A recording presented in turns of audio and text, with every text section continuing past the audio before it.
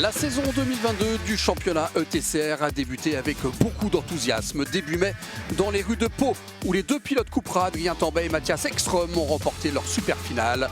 Le pilote suédois était le premier à être couronné roi du week-end et se retrouve en tête du classement des pilotes après la première manche. Un mois plus tard, la grande caravane de l'ETCR s'est rendue en Hongrie pour la deuxième manche. Le nouveau venu belge Maxime Martin a remporté sa toute première super finale. Malgré un accident en car, Adrien Tambay a réussi à s'imposer en super finale, ce qui lui a permis de s'emparer de la couronne de roi du week-end. Le Français s'est donc rendu à Jarama en Espagne une semaine plus tard en tant que leader du classement des pilotes. Mais son coéquipier et patron d'écurie Mattias Ekström a repris la tête grâce à un week-end parfait. En effet, le champion ETCR en titre a marqué le maximum de points, à savoir 100 points en remportant toutes les courses auxquelles il était inscrit. Et nous voici donc en Belgique que pour la quatrième manche du championnat. Le suspense reste entier alors que nous entrons dans la deuxième partie de la saison. Le champion en titre Mattias Ekström est en tête au classement des pilotes avec seulement 6 points d'avance sur son coéquipier Adrien Tambay. Les deux pilotes Cupra se sont partagés les victoires jusqu'à présent, mais avec un maximum de 100 points distribués à chaque manche. Les pilotes Hyundai et Romeo Ferrari ont encore de nombreuses occasions de rebondir.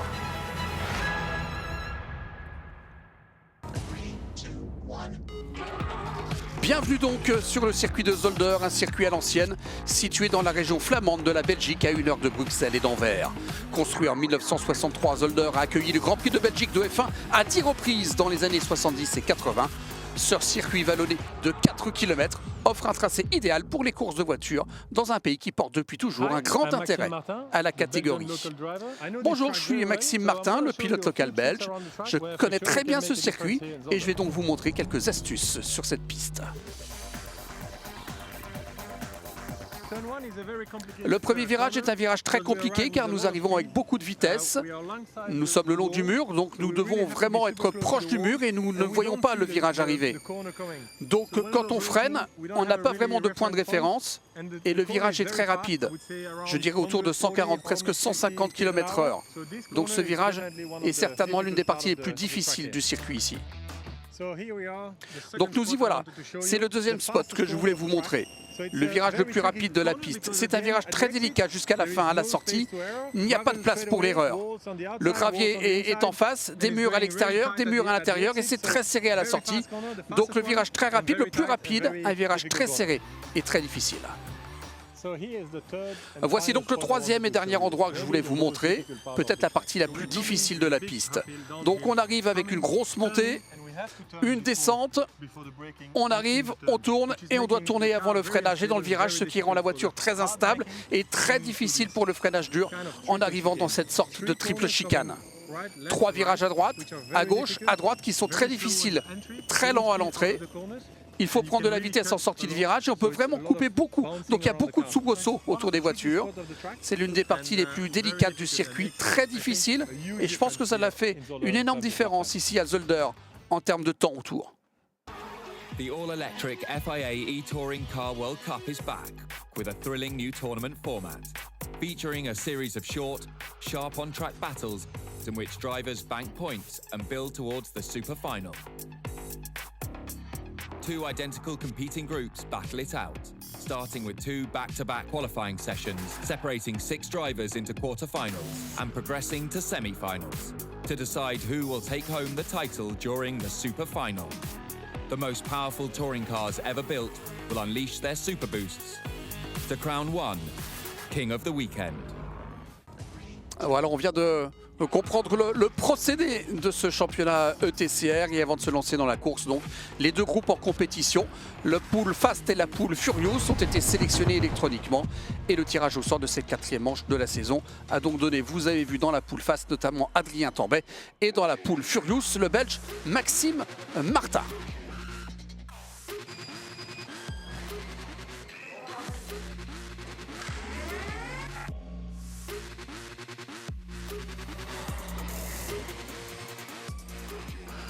Parti en pôle après avoir réalisé le meilleur temps de la qualif en poule fast, la 69 de Jean-Carl Vernet a perdu la tête de la course au profit de la 27 d'Adrien Tambay et les deux pilotes vont se battre jusqu'à la ligne d'arrivée et c'est le Britannique qui va dévier la Cupra de son coéquipier sur la ligne de départ-arrivée et finir par s'importer avec une marge de 0,075 secondes. Je suis un passager et j'espère que je vais apprécier le passage.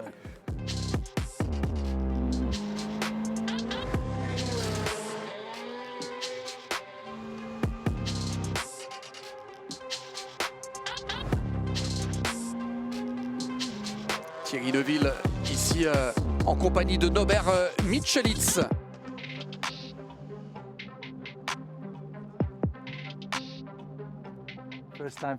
C'était la première fois pour moi dans une voiture de rallye. Aux côtés de Thierry, c'était une expérience incroyable. La voiture est fantastique. Pour être honnête, je ne me souviens plus quand j'avais pris autant de plaisir dans le passé, mais ouais, c'était une journée incroyable.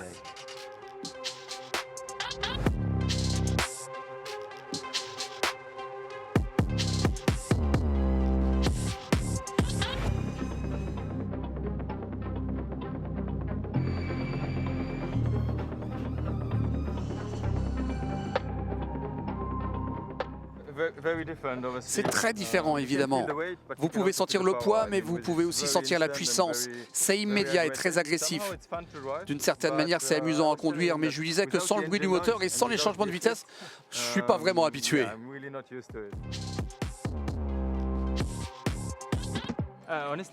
Honnêtement, j'ai bien aimé. Je veux dire, évidemment, découvrir une voiture de course entièrement électrique était une première pour moi. Ce qui est toujours impressionnant avec ces voitures, c'est la puissance instantanée et la puissance continue aussi. J'ai pu faire seulement 2 ou 3 tours, mais j'ai une bonne impression de ce que l'on peut ressentir et de ce que ce sera à l'avenir. Après sa victoire dans le quart de finale 1, Tom Blomqvist partira en pole position dans la première demi de la Poule Fast avec à ses côtés Adrien Tambay, deuxième du premier quart de finale de la Poule Fast et la 21 de Giovanni Venturi qui a remporté le deuxième quart de la Poule Fast. Départ en ligne sous le portillon, 300 kW et 40 secondes de power-up, 3 tours à effectuer. Adrien Tambay sur la 27 va prendre un bon départ et s'installer en tête au premier virage devant son coéquipier Tom Blomqvist sur la 10 et la 21 de Giovanni Venturi. Juste avant le virage numéro 2, Giovanni Venturi dépasse Tom Blomqvist pour prendre la deuxième place.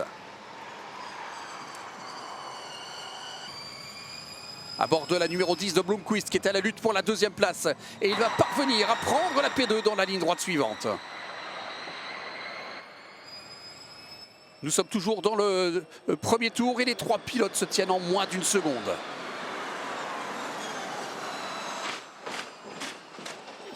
Ouais, on prend les vibreurs.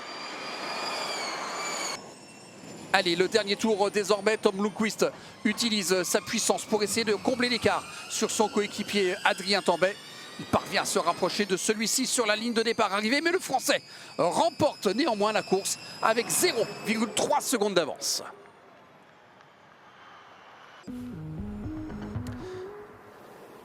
Deuxième demi-finale de la Poule Fast. Jean-Carl Vernet va prendre le départ en pole position. C'est la meilleure position sur la grille par rapport au premier virage, ce qui n'est pas toujours le cas sur tous les circuits. À ses côtés, la 7 de Bruno Sprenger, deuxième du quart de finale 2, et son coéquipier chez Hyundai, Norbert Michelitz, au volant de la 5, qui a terminé troisième du quart de finale numéro 2. Comme tout à l'heure, même principe, donc 3 tours à effectuer, un bon départ de Sprenger sur la 7. Le pilote canadien prend la tête alors que Jean-Carl Vernet freine très tard. Le Lyonnais ne parvient pas à prendre la P2 devant Norbert Michelitz. Dans le deuxième tour, Norbert Michelitz met la pression sur Jean-Carl Vernet pour tenter de décrocher la deuxième place. Bruno Sprenger de son côté n'a pas réussi à s'échapper et à échapper à ses concurrents. Et dans le dernier tour, il n'a qu'un petit écart de 0,4 secondes sur Vernet. Les 3 voitures se tiennent en moins d'une seconde. Jean-Carl Vernet va alors utiliser son boost à l'entrée de la dernière ligne droite, mais il ne peut pas dépasser la 7 de Sprenger qui utilise son power au meilleur moment. Le départ était super important, puis après il a fallu plus ou moins contrôler, juste regarder un peu dans les rétros. Nous avons une très bonne voiture ce week-end, donc je suis content de gagner cette course. Après sa victoire dans le premier quart de finale, Maxime Martin sur la 36 va prendre le départ de la première demi-finale en pole position devant la 1 de Mathias Ekström qui a terminé deuxième du quart de finale 1. Le gagnant du quart de finale 2, Michael Haskoda sur la 96 part en P3. 3 tours également à effectuer, donc en poule Furious. Et le départ avec une bataille serrée entre les 3 pilotes. Maxime Martin, qui connaît le circuit mieux que quiconque, parvient à prendre la tête au premier virage. Mais Mathias Ekström n'a pas dit son dernier mot. Il rentre dans le virage numéro 2 côte à côte avec le leader de la course et tente de dépasser sur la ligne extérieure. Mais au final, dans la manœuvre, il perd sa deuxième place au profit de Mikael Ascona. Les trois pilotes se tiennent en 1 seconde 2. Deuxième tour désormais et bagarre pour la P2 entre Mikael Ascona et le leader du classement des pilotes Mathias Ekström. Les deux mettent en action leur power-up. Mais le pilote suédois entre en contact avec l'arrière gauche de la Hyundai à l'entrée de la dernière chicane. Mikael Ascona part dans les graviers mais parvient à se remettre en piste sans perdre de place. Dernier tour désormais, Mathias Ekström va utiliser à nouveau son power-up pour dépasser Mikael Ascona dans la ligne de départ arrivée et il termine deuxième. À bord ici de la 96 d'Ascona, le pilote espagnol se défend en utilisant également son power-up, mais il ne parvient pas à dépasser son rival et termine donc deuxième à 0,204 secondes derrière Mathias Ekström. Il y avait de l'action, hein, mais tu étais un peu trop rapide aujourd'hui, Maxime. J'ai fait de mon mieux, mon gars. J'ai fait de mon mieux, mon ami. Luca Filippi va prendre le départ de la demi-finale 2 de la Poule Furious en pole position. Aux côtés de la 88 de Nicky Carlsberg qui a terminé deuxième en quart de finale 2 et du pilote Cupra Jordi Gene qui a terminé troisième du quart de finale numéro 2. Toujours 3 tours à effectuer et malgré l'utilisation de son power-up, le powerman Luca Filippi sur la 25 prend un mauvais départ. Le pilote Hyundai Nicky Carlsberg sur la 88 prend la tête au premier virage. Jordi Gene sur la 28 est en deuxième position et se bat avec la 25 de Filippi à l'entrée du virage numéro 2. Cette lutte va perdurer tout au long du premier tour. La 28 de Gene est très insistante sur la 25 de Filippi qui freine tardivement à l'entrée de la dernière chicane. Et sur la ligne d'arrivée, c'est Nicky Carlsberg sur la 88 qui remporte la deuxième demi-finale en Poule Furious avec un écart de 3 secondes 9 sur la 28 de Jordi Gene. La 25 de Luca Filippi et P3.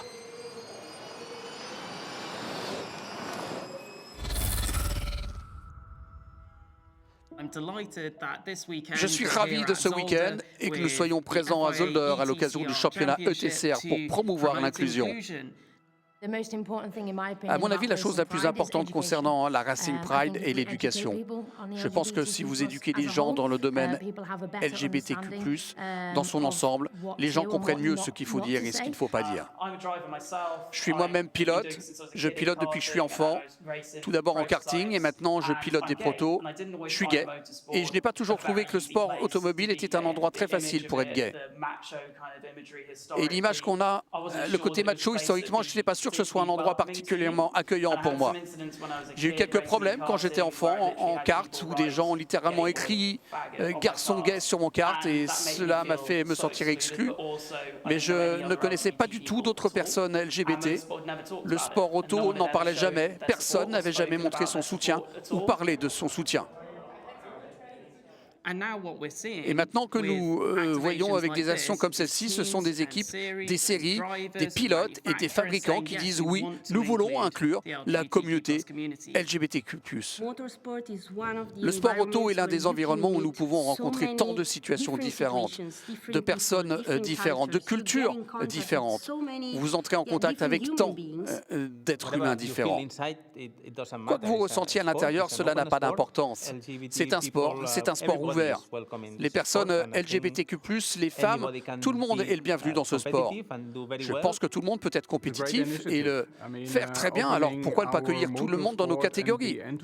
C'est une grande initiative. Ouvrir notre sport auto et l'enthousiasme à de nouveaux groupes possibles, à de nouvelles personnes intéressées par ce que nous faisons et comme nous le faisons, est quelque chose que nous soutenons pleinement. Dans notre quête de plus de diversité et d'inclusion, nous voulons montrer à la communauté que le sport auto est un endroit sûr, où les gens peuvent s'exprimer ou s'exprimer leur passion en tant que bénévole, pilote, ingénieur ou simplement en tant que fan. Pour moi, en tant que marshal, je veux simplement m'exprimer là où je suis tous les jours à nouveau sur la piste, en dehors de la piste, avec les gens avec qui je travaille, les pilotes de course aussi, et juste être moi-même sans avoir à penser à autre chose. De par mon expérience très personnelle, je peux témoigner que le sport auto est un endroit sûr et j'invite toutes les personnes de la communauté à nous rejoindre. Il est important pour le sport auto d'être honnête avec soi-même. Il y a encore des choses à apprendre, des choses à améliorer, nous pouvons encore progresser.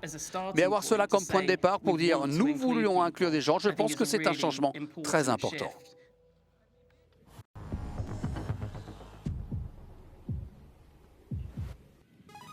De retour à Zolder en Belgique qui place maintenant au super final et on commence avec la pole fast. Adrien Tambay, le pilote français, est en pole. Il compte déjà une victoire dans la demi-finale 1 et une deuxième place dans le quart de finale 1. Le français partira aux côtés de son coéquipier Tom Blomqvist. La deuxième ligne de la grille sera occupée par les Ferrari 100% Romeo avec Giovanni Venturi et Bruno Sprenger. Sur la grille donc de cette finale, 3 lignes de 2 et 4 tours effectués. Partie de la pole, Adrien Tambay sur la 27 est le seul pilote à utiliser le power-up au départ. Le pilote Cupra prend la tête devant son coéquipier Tom Blomqvist, tandis que Bruno Sprenger sur la 7 parvient à dépasser Giovanni Venturi. Au virage numéro 2, Michelitz parvient à s'imposer face à Jean-Carl Verlet. Giovanni Venturi, le Hongrois, prend la 4e place. Bagarre très serrée ici pour la 2e place entre Blomqvist sur la 10 et Bruno Sprenger sur la numéro 7. Robert Michelitz sur la 5, Venturi sur la 21 et Vernet sur la 29. Sont à la bagarre également pour la 2e place. Toujours dans le premier tour, Jean-Carl Vernet à la lutte avec Giovanni Venturi. Ça, c'est pour la P5.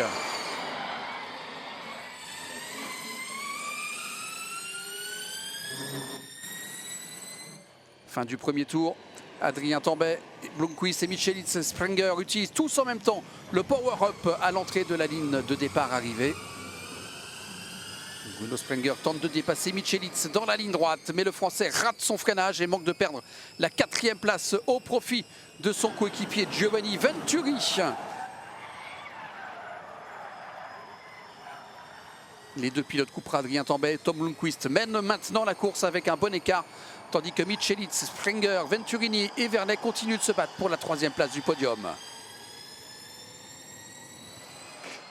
Jean-Carl Vernet dépasse la 21 de Giovanni Venturi pour se positionner en 5e position.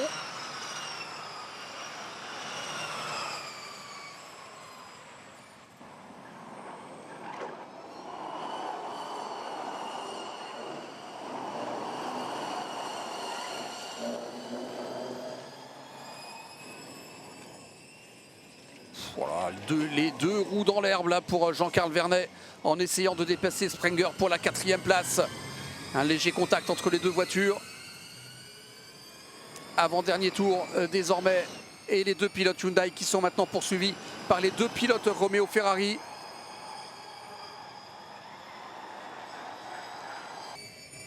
À bord ici de la 5 de Michelitz, Jean-Carl Vernet qui dépasse son coéquipier pour la P3 dans la ligne droite.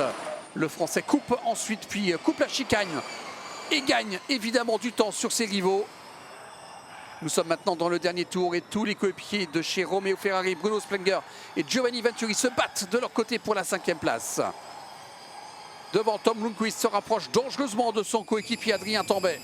Mais aucun d'entre eux n'a plus de puissance à l'entrée de la dernière ligne droite. Adrien Tambay parvient à garder la tête jusqu'à la ligne d'arrivée pour remporter sa 4e super finale consécutive. Tom Blomqvist est 2e devant Jean-Carl Vernet.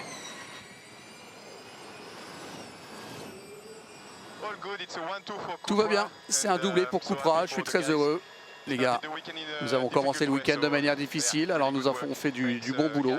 Merci les gars et good job Tom.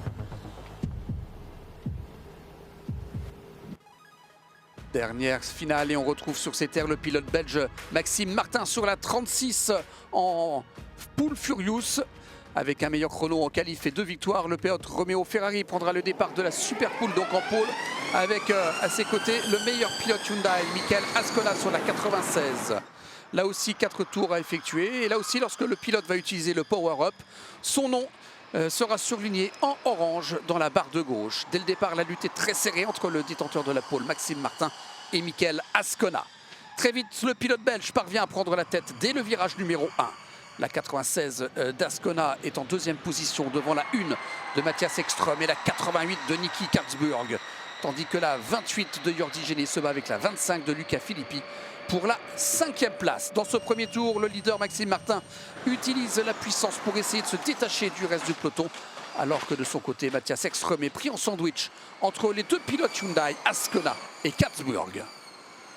Toujours dans le premier tour, Michael Katzburg sur la 88 tente de dépasser la 1 de Mathias Ekström, mais les deux voitures entrent en contact à l'entrée de la chicane. Le pilote suédois part dans le gravier, mais parvient à conserver sa 3e position. Nicky Katzburg continue de pousser pour essayer de dépasser Mathias Ekström.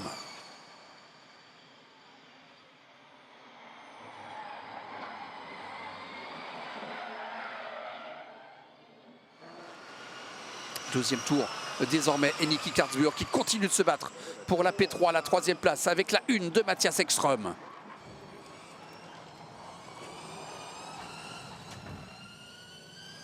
Pare-choc contre pare-choc, hein, les voitures, et vous voyez très peu d'écart alors qu'une des voitures vient de perdre un élément.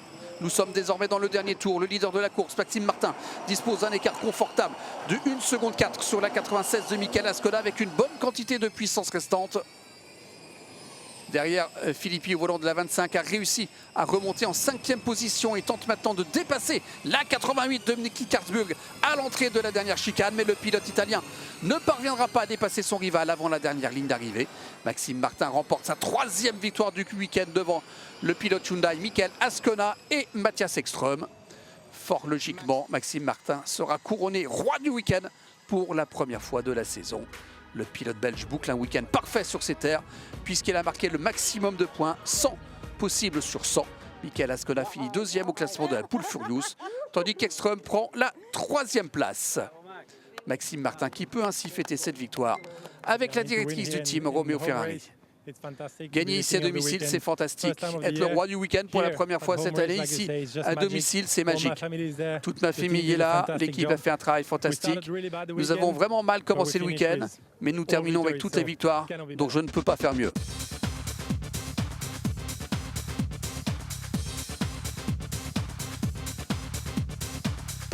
Au général, grâce à cette bonne manche à Zolder, Adrien Tambay prend la tête du classement des pilotes devant son coéquipier Mathias Ekström. Le champion suédois en titre a désormais 21 points de retard sur le français. Le roi de ce week-end, Maxime Martin, passe 3e au général. Michael Ascona perd une place pour être désormais 4e. Voilà, c'est tout pour cette 4e manche du championnat ETCR 2022 à Zolder. Prochain rendez-vous en Italie sur le circuit de Vallelonga près de Rome du 22 au 24 juillet. À surtout ne pas manquer.